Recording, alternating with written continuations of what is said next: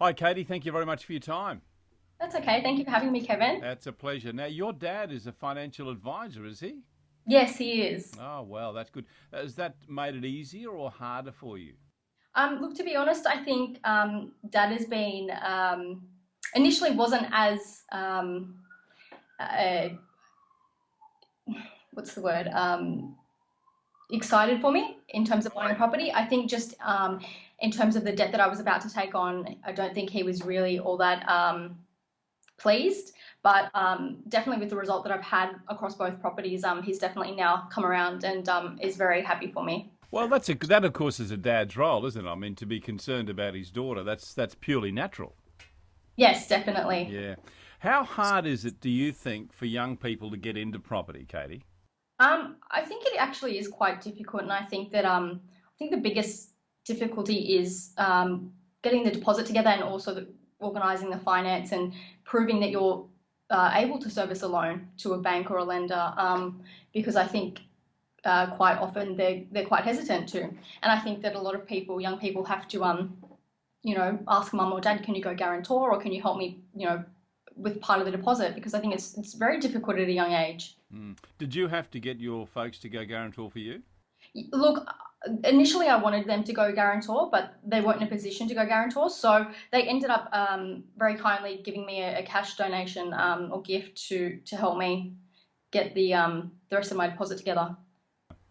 Yeah. What were some of the hurdles that you encountered as a 21-year-old getting your first property? Something we can learn from.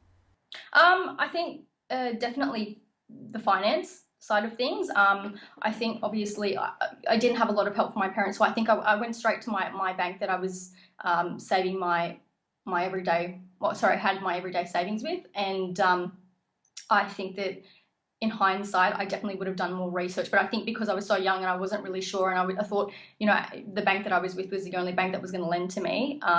Yeah, I definitely think that in hindsight, I would have gone with or had a look around beforehand. Tell me about that first property you chose. I believe it was in Hillsdale. How did you select that property and why that one? So I grew up in Maroubra, so that's about 5 minutes away. It's just the next suburb over. In growing up, though, it wasn't really the nicest suburb. Quite a lower socioeconomic area and very high density. It was all units.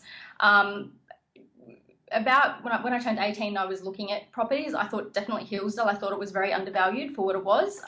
It's within 10 kilometres of the CBD, and there's a lot of development in the area going on. So I definitely thought that it was an area where there would be a lot of growth. And the property that I chose in particular, I actually went to auction for a few and I missed out. And it was, quite disheartening. But in the end, I ended up choosing a property that had already been renovated, and I didn't have to put any money into it. And I bought it for what I would have paid for an unrenovated unit. Yeah, so From what I've been told, though, renovation is something you don't mind doing. You don't mind rolling your sleeves up. But tell me about some of the ways that you've boosted the investment potential of your properties. yeah, definitely. So with the first unit, like I mentioned, I didn't have to do much work at all to it. But come the second property in Auburn, I did roll up my sleeves and I did put a bit of work into it. I repainted, and I think that's a really really good way of improving value in a property. You can do it yourself and it's not expensive. So I repainted that unit and I also installed built-in wardrobes, which I also think is really great way of adding value. Yes, storage. We've heard Cherie Barber talk about that. I mean, that's one of the things that they always look for, isn't it? Plenty of storage in a property. Yeah, that's right. And definitely with this unit that I bought, it's quite small, but having those built-ins definitely. Katie, you mentioned there that you missed out on a property, which would have been disappointing for you. But you try, if possible, to buy below market. Well, the first question I've got for you is that why you missed that first property, and secondly, what are the strategies you use to make sure you do buy below market?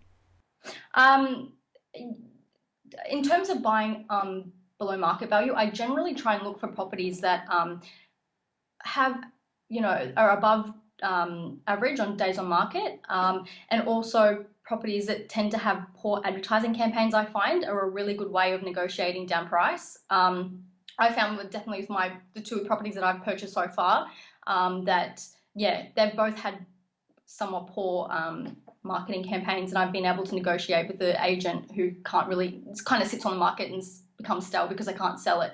And that in terms of when I say poor marketing campaign, I mean like poor photography or, you know, written copy on the advertisement online.